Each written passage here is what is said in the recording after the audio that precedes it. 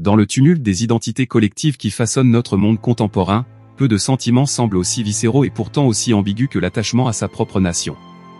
Ce lien, souvent résumé par le terme « amour de la patrie », se manifeste sous des formes si diverses, allant de la douce affection pour un paysage familier à la ferveur idéologique capable de justifier l'agression et la haine, qu'il devient impératif de le disséquer avec une précision chirurgicale. La confusion sémantique et conceptuelle entre patriotisme et nationalisme n'est pas qu'une simple querelle académique, elle est au cœur de nombreuses tragédies historiques et tensions géopolitiques actuelles. Sommes-nous condamnés à osciller entre un cosmopolitisme désincarné et une loyauté tribale potentiellement destructrice?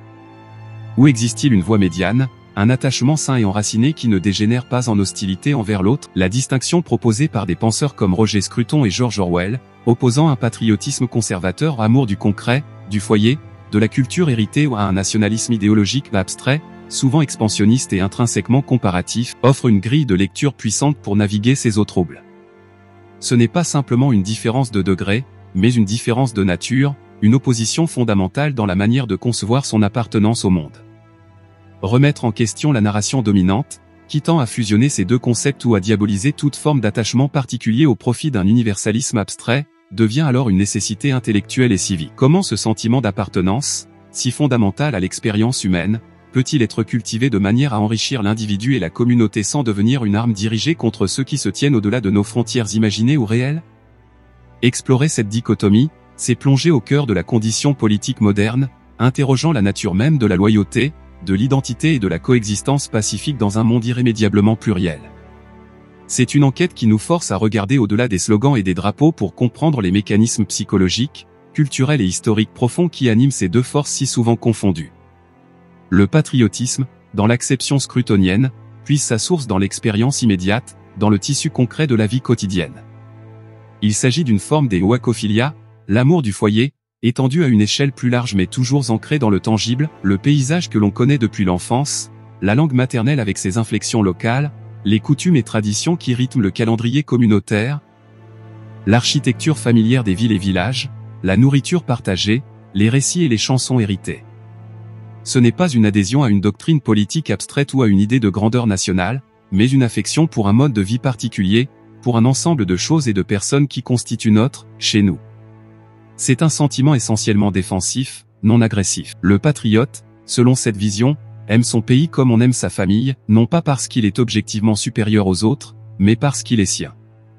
Cette loyauté première n'implique pas nécessairement l'hostilité envers d'autres foyers, d'autres cultures.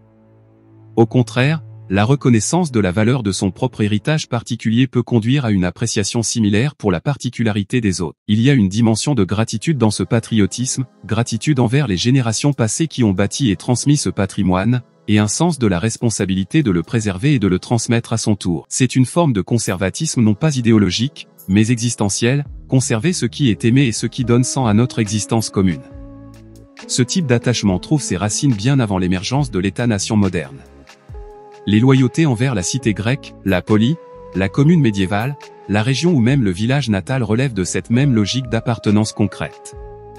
C'était une loyauté envers des institutions, des lois et des coutumes partagées, incarnées dans un territoire et une communauté spécifique. L'émergence de l'État-nation a pu, dans certains cas, canaliser et élargir ce sentiment préexistant, mais elle n'en est pas la source originelle.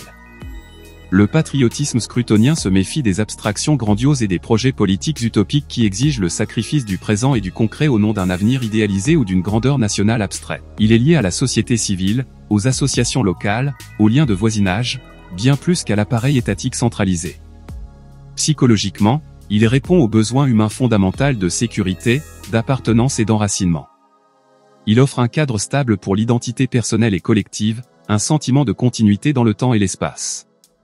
Il ne requiert pas l'unanimité idéologique, mais plutôt une reconnaissance mutuelle des membres de la communauté comme partageant un destin commun et un héritage précieux. Son expression la plus pure se trouve peut-être moins dans les défilés militaires que dans les fêtes de village, la préservation d'un savoir-faire artisanal, l'entretien bénévole d'un monument local ou la transmission d'une langue régionale. Cependant, même ce patriotisme apparemment bénin n'est pas sans ambiguïté potentielle. S'il n'est pas tempéré par une ouverture à l'universel et une conscience critique, il peut glisser vers le parochialisme, la fermeture sur soi, la résistance au changement nécessaire ou l'exclusion de ceux qui sont perçus comme différents au sein même de la communauté. L'amour du familier peut devenir une méfiance instinctive envers l'étranger ou le nouveau. La fierté légitime pour son héritage peut se transformer en une complaisance aveugle à ses défauts ou à ses injustices passées. C'est ici que la distinction avec le nationalisme devient cruciale, car ce dernier exploite et pervertit souvent ses attachements naturels pour les mettre au service d'une idéologie de puissance. Le passage de l'amour du sien à la haine de l'autre n'est pas automatique, mais il représente une pente dangereuse sur laquelle le nationalisme prospère. La vigilance critique reste donc nécessaire, même envers les formes les plus apparemment innocentes d'attachement local ou national. Il faut se demander, cet amour du foyer sert-il à construire des ponts ou à ériger des murs? Est-il une source d'enrichissement mutuel ou un prétexte à l'exclusion? La réponse à ces questions détermine souvent si nous avons affaire à un patriotisme sain ou aux prémices d'une dérive nationaliste. Le nationalisme, tel que décrit par George Orwell dans ses célèbres essais, notamment Un Ode au nationalisme, représente une bête d'une toute autre nature.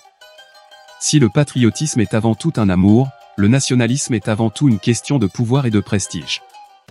Il est intrinsèquement comparatif et compétitif. La nation, pour le nationaliste, n'est pas simplement un foyer à aimer et à préserver, mais une entité en lutte perpétuelle pour la suprématie militaire, économique, culturelle, voire morale sur les autres nations. L'idée centrale n'est pas tant l'affection pour son propre groupe que la croyance en sa supériorité et la nécessité de le faire prévaloir. Orwell souligne que le nationalisme, dans ce sens idéologique, ne se limite pas aux nations au sens géographique, il peut s'attacher à n'importe quelle unité pour laquelle un individu transfère sa conscience individuelle, une classe sociale, une église, une race, un parti politique. Ce qui le caractérise, c'est l'obsession du classement, la tendance à voir l'histoire et la politique comme une compétition darwinienne entre groupes rivaux. La loyauté exigée n'est pas une affection nuancée, mais une adhésion aveugle et inconditionnelle. La critique de son propre groupe devient un acte de trahison, tandis que les défauts et les crimes des groupes rivaux sont constamment magnifiés. Cette idéologie repose sur des abstractions.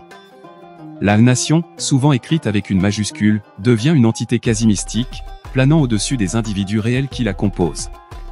Son histoire est souvent réécrite, mythifiée, purgée de ses aspects sombres pour construire un récit héroïque et auto-justificateur. Les symboles nationaux au drapeau, hymnes, monuments ne sont plus de simples rappels d'un héritage partagé, mais des objets de culte quasi-religieux exigeant une dévotion absolue. Le nationalisme, contrairement au patriotisme localisé de Scruton, est souvent lié à un État fort et centralisé, capable de mobiliser les ressources et les populations pour ses objectifs de puissance. Il tend à être expansionniste, non seulement au sens territorial, bien que ce soit fréquent, mais aussi culturellement et idéologiquement, cherchant à imposer son modèle ou sa vision du monde aux autres. L'hostilité envers elle et autres n'est pas un accident ou une dérive regrettable, mais un élément constitutif du nationalisme. C'est en se définissant contre les autres nations ou groupes que la nation nationaliste forge sa propre cohésion et justifie ses ambitions. L'existence d'un ennemi, réel ou imaginaire, est essentielle pour maintenir la ferveur et la discipline interne. Psychologiquement, le nationalisme selon Orwell puise moins dans l'amour sécurisant du foyer que dans des émotions plus sombres, l'insécurité, le ressentiment, la vanité collective, le désir de puissance par procuration. Il offre une identité simple et forte à ceux qui se sentent perdus ou impuissants dans un monde complexe. En s'identifiant à la grandeur, réelle ou supposée, de la nation, l'individu peut compenser ses propres frustrations et faiblesses. C'est une forme d'évasion de la responsabilité individuelle vers l'irresponsabilité collective. Comme l'écrit Orwell, le nationaliste est souvent capable de commettre ou d'approuver des actes qu'il réprouverait à titre personnel, simplement parce qu'ils sont commis au nom de la nation. Cette suspension du jugement moral individuel au profit de la raison d'État ou de la cause nationale est l'une des caractéristiques les plus dangereuses du nationalisme. Il encourage une pensée manichéenne, une vision du monde en noir et blanc où nous avons toujours raison et eux ont toujours tort. L'empathie envers ceux qui sont en dehors du groupe est activement découragée, voire considérée comme une faiblesse. L'histoire des 19e et 20e siècles est jalonnée des manifestations tragiques de ce nationalisme idéologique. Des guerres napoléoniennes, qui ont exporté l'idée de la nation en armes tout en suscitant des réactions nationalistes ailleurs, au processus d'unification de l'Allemagne et de l'Italie, souvent marqué par une rhétorique de puissance et d'exclusion, jusqu'aux deux guerres mondiales. Largement alimenté par des rivalités nationalistes exacerbées, le bilan est lourd. Les totalitarismes du XXe siècle, fascisme et nazisme en tête, ont porté cette logique à son paroxysme, subordonnant absolument tout à l'individu, la vérité, la morale à l'exaltation de la nation ou de la race. Même après 1945, le nationalisme a continué de jouer un rôle majeur dans les guerres de décolonisation, parfois comme force de libération, mais souvent en reproduisant des logiques d'exclusion une fois l'indépendance acquise, et dans de nombreux conflits ethniques ou régionaux. Il démontre une capacité de résilience et d'adaptation remarquable, trouvant constamment de nouvelles formes et de nouveaux prétextes pour affirmer la primauté du groupe sur l'individu et sur l'humanité commune.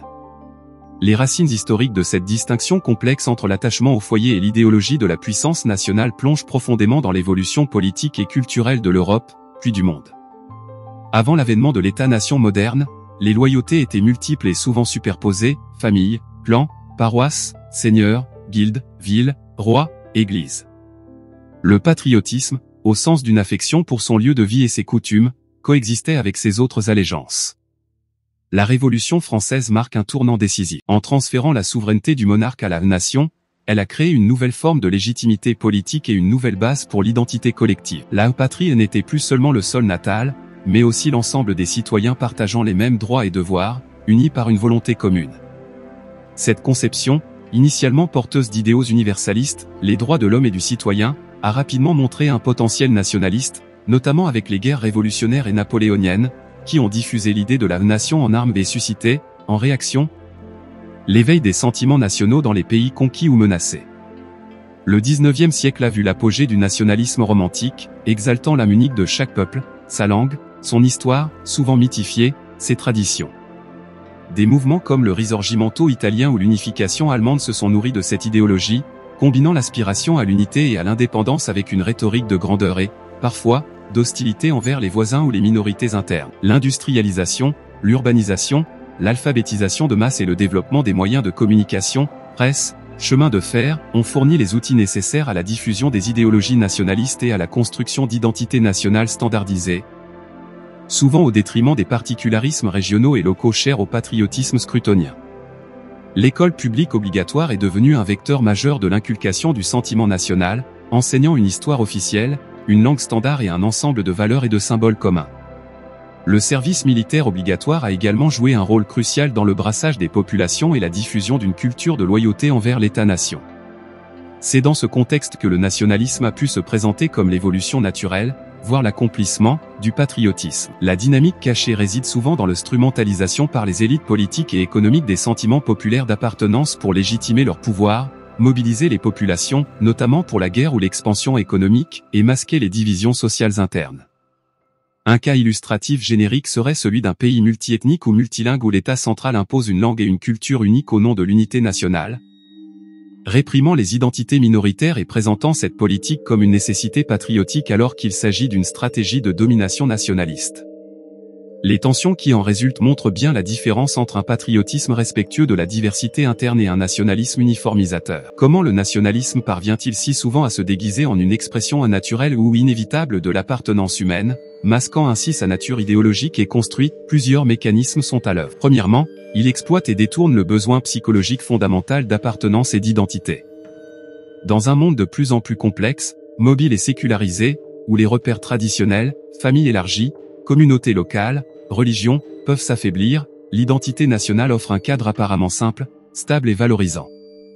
Elle donne un sens d'histoire partagée, de destin commun et de solidarité face à un monde extérieur perçu comme potentiellement hostile ou chaotique. Le nationalisme présente cette identité comme primordiale, essentielle, presque biologique, le sang, la race, le sol, alors qu'elle est en grande partie une construction sociale et politique, façonnée par l'éducation, les médias et les discours politiques. L'appel à l'émotion, plutôt qu'à la raison, est une autre stratégie clé. Les récits héroïques, les commémorations de victoires passées ou de défaites glorieuses, les figures de martyrs nationaux, les hymnes entraînants, les drapeaux flottants, tout cela vise à créer un lien affectif puissant et souvent irrationnel avec la nation. La critique rationnelle de ces mythes ou de ces symboles est alors perçue non comme un exercice intellectuel légitime, mais comme une attaque émotionnelle contre l'identité même du groupe. La dynamique occulte qui maintient le pouvoir de cette mascarade réside souvent dans sa capacité à fournir des boucs émissaires faciles. En désignant un ennemi extérieur, une autre nation, un groupe d'immigrants, une organisation internationale, ou intérieure, une minorité ethnique ou religieuse, des élites cosmopolites, des intellectuels déracinés, le nationalisme détourne l'attention des problèmes réels, inégalités économiques, corruption, mauvaise gouvernance, et soude le groupe majoritaire dans une hostilité commune. Cette stratégie du nous contre eux est extrêmement efficace pour mobiliser politiquement et étouffer la dissidence. Elle fait appel à des instincts tribaux ancestraux, mais les canalise vers une construction politique moderne, l'État-nation. Un cas illustratif générique pourrait être la montée d'un discours populiste nationaliste en période de crise économique. Plutôt que d'analyser les causes structurelles de la crise, ce discours blâme des forces extérieures, la concurrence étrangère déloyale, les dictats de Bruxelles, les immigrés qui volent nos emplois, et promet un retour à la grandeur nationale par le repli sur soi et l'expulsion des éléments jugés étrangers. Ce discours se présente comme la voix du vrai peuple et du bon sens patriotique, masquant les intérêts spécifiques qu'il sert et les divisions qu'il crée. L'invocation constante de la volonté populaire ou de l'intérêt national abstrait sert à légitimer des politiques qui, examinées de près, pourraient s'avérer contraires aux intérêts de nombreux citoyens. L'impact du nationalisme idéologique sur l'autonomie individuelle et collective est profond et souvent dévastateur. Au niveau individuel, il exige une conformité de pensée et de comportement. La loyauté envers la nation, telle que définie par l'idéologie dominante, prime sur la conscience personnelle, la raison critique et les affiliations alternatives, professionnelles, religieuses, humanistes. Orwell a brillamment analysé ce phénomène sous le terme de groupthink ou pensée de troupeau. L'individu abdique son jugement indépendant pour adopter sans réserve les opinions et les préjugés du groupe. Poser des questions difficiles, exprimer des doutes, critiquer les actions ou les politiques nationales devient suspect, voire assimilé à une trahison. La pression sociale à l'uniformité est immense, renforcée par la propagande étatique, les médias alignés et parfois la surveillance ou la répression directe des voix dissidentes. L'espace pour la pensée nuancée, pour la reconnaissance de la complexité des situations ou pour l'empathie envers les ennemis désignés se réduit dangereusement. L'individu est sommé de choisir son camp, de s'identifier totalement à la cause nationale, perdant ainsi une part essentielle de son autonomie morale et intellectuelle. Au niveau collectif, le nationalisme tend à éroder les fondements d'une société civile libre et pluraliste. Les associations, les institutions et les communautés qui pourraient offrir des contre-pouvoirs ou des identités alternatives sont souvent vues avec méfiance, voire combattues, si elles ne s'alignent pas sur l'agenda nationaliste. Les minorités ethniques, linguistiques ou religieuses sont particulièrement vulnérables, car leur simple existence peut être perçue comme une menace à l'unité et à l'homogénéité nationale rêvée. Leurs droits peuvent être restreints, leur culture marginalisée, leur loyauté constamment mise en doute. Paradoxalement, en prétendant renforcer la collectivité nationale, le nationalisme peut finir par la fracturer et l'affaiblir en supprimant la diversité et le débat interne qui sont source de vitalité et d'adaptation. L'autonomie collective, comprise comme la capacité d'une société à délibérer librement de son avenir et à faire des choix éclairés, est compromise lorsque la discussion est remplacée par l'acclamation et la critique par l'anathème. Un cas illustratif serait un régime nationaliste qui impose un programme scolaire unique glorifiant la nation et diabolisant les voisins, tout en interdisant les manuels alternatifs ou les débats ouverts sur les périodes sombres de l'histoire nationale. Les élèves sont ainsi privés des outils critiques nécessaires pour comprendre leur propre société et le monde, et sont conditionnés à une loyauté aveugle plutôt qu'à une citoyenneté responsable. L'autonomie future de la collectivité s'en trouve hypothéquée. Pour enrichir l'analyse, il est fécond d'établir des connexions inattendues entre ce débat et d'autres domaines. Prenons l'art. Le patriotisme scrutonien pourrait s'incarner dans un art qui célèbre la beauté d'un paysage local, la dignité d'un artisanat traditionnel ou la richesse d'une langue vernaculaire, sans prétention à l'universalité mais avec une profondeur née de l'attachement sincère. Pensons à la peinture de Constable ou au poème de Robert Frost. À l'inverse, le nationalisme a souvent produit un art de propagande, grandiose et emphatique, visant à glorifier la nation, ses chefs ou ses exploits militaires, souvent au détriment de la subtilité et de la vérité humaine. L'art officiel des régimes totalitaires en est un exemple frappant, mais des tendances similaires existent dans des contextes moins extrêmes. La tension entre l'art comme expression d'une particularité aimée et l'art comme instrument de puissance nationale reflète la dichotomie patriotisme-nationalisme. Considérons la technologie. L'ère numérique offre des outils ambivalents. D'un côté, Internet et les réseaux sociaux peuvent exacerber le nationalisme en créant des bulles de filtre et des chambres d'écho où les discours haineux et les fausses nouvelles se propagent rapidement, renforçant les clivages nous contre eux. Les algorithmes peuvent favoriser les contenus émotionnellement chargés, souvent nationalistes. De l'autre côté, ces mêmes technologies permettent des connexions transnationales inédites, facilitent l'accès à des informations diversifiées, pour ceux qui les cherchent, et peuvent soutenir des mouvements de solidarité au-delà des frontières. Elles offrent potentiellement des moyens de cultiver un patriotisme ouvert, connecté au monde, mais aussi des armes redoutables pour les propagandistes nationalistes.